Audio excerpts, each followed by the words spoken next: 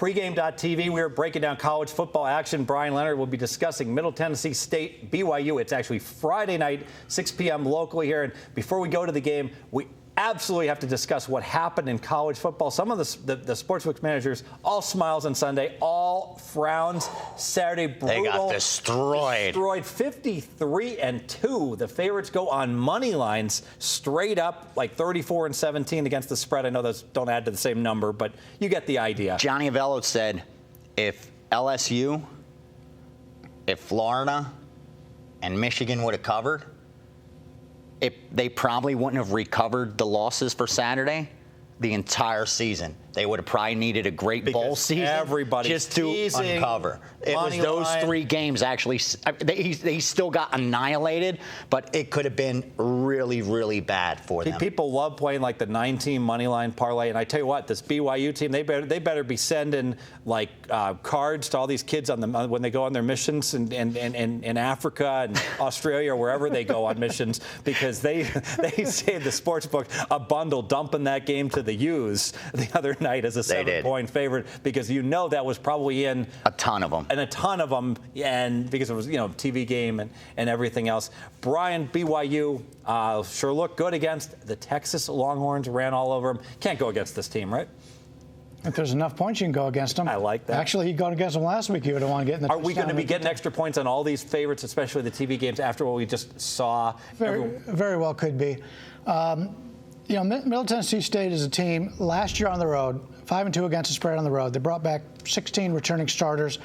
They're 3-1 on the season. Last week, their opposition scores a touchdown with 3 seconds to go. Had to go to overtime. One single overtime last week. They win the game.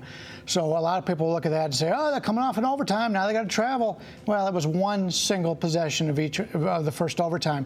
I talked about traveling. Middle Tennessee rarely goes west of the Mississippi, and they get this chance to do it here. It's a nationally televised game for a small Sun Belt school type of school. So the game, I think, means more to them than it does to BYU. And check out BYU's schedule so far this year. Opening week, they travel to Virginia. Real tight game that they dominated and lost. Too hot. Humidity did them in. Saw the game. Could have been. Then you go to the next week.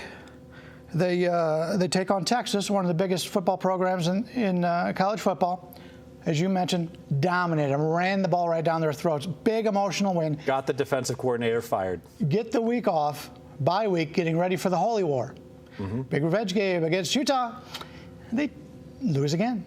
Next week, they got Utah State, the up-and-coming team in the state, a team that has outscored them the last three times they've played them. I love that quarterback. Chucky Keaton, baby. So if you're BYU, you're a team that is a big favorite on national TV here. Now, granted, they're not going to overlook a game on national TV. No, but they are looking at Chucky Keaton. But they've got – this is a terrible sandwich situation. Yeah. These are 4 tough games that they've had to start the season. Baby. And now they're playing – Eat it up. We need a new word. I think that's good, with the graphics, with the sandwich and everything. Call it the hoagie game. The hoagie. I like Marco, who is like Mr. Food, knows all the best restaurants. Forks and all. Yeah, this is like a deep dish hoagie game right here. I like it, the hoagie. The grinder. Line right now is 21.5 to 22.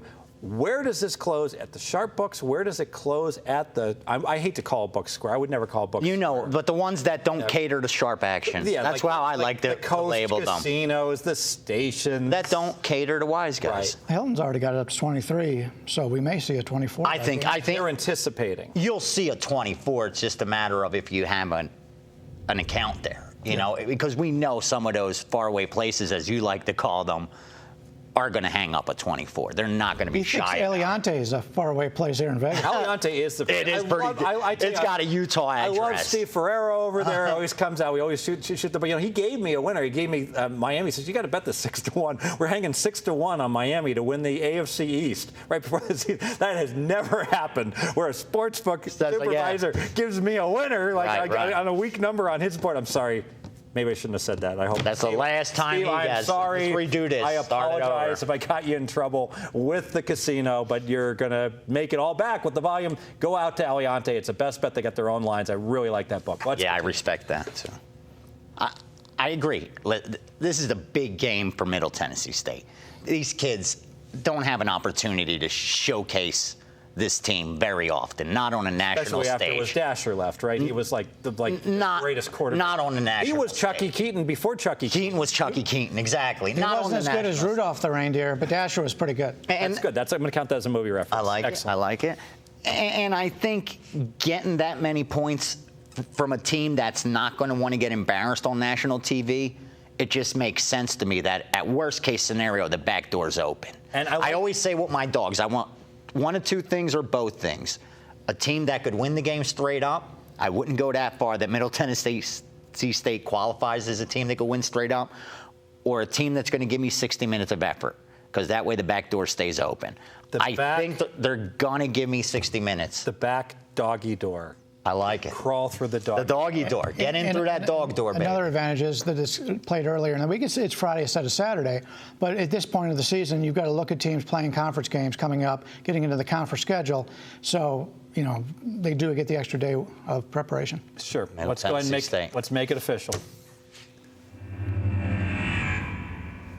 All right, we're going to take the big points here with Middle Tennessee State, a team that's shown capabilities on the road the last couple of years. A lot of returning starters coming back. And another reason I didn't point out is take a look at BYU. They've been dominant running the football, but they can't pass the football.